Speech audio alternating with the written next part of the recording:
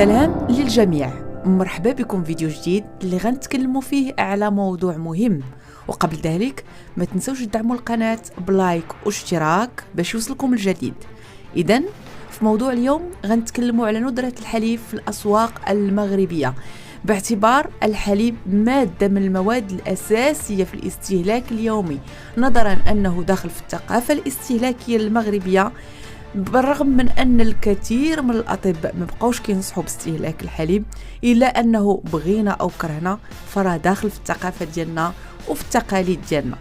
إذن غادي تستمر هذه الأزمة ومازال غتستمر على حسب التقارير اللي وردتها الوزارات المغربية على مدار هذه الأيام، وأصبحت ملحوظة جدا في الأسواق، بحيث أن البقالات أو الحوانت اللي كنتقداو من عندهم يعني بشكل يومي فراه مازال كيشكيو من أن الحليب ما كيوصلهمش بالقدر اللي كان كيوصلهم عليه مدة هذه.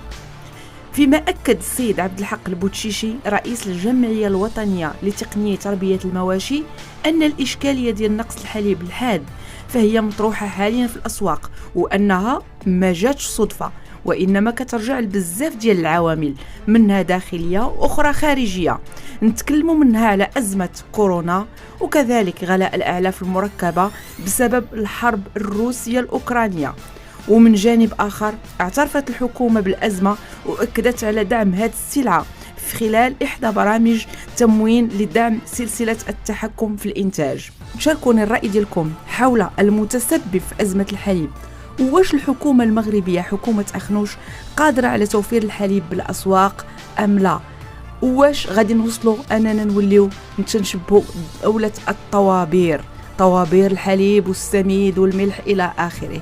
نتمنى أنكم ما تبخلوش عليا بلي كومنتير في هذا الفيديو هذا، وشكرا لكم على المساندة وعلى التفاعل. شكرا لكم.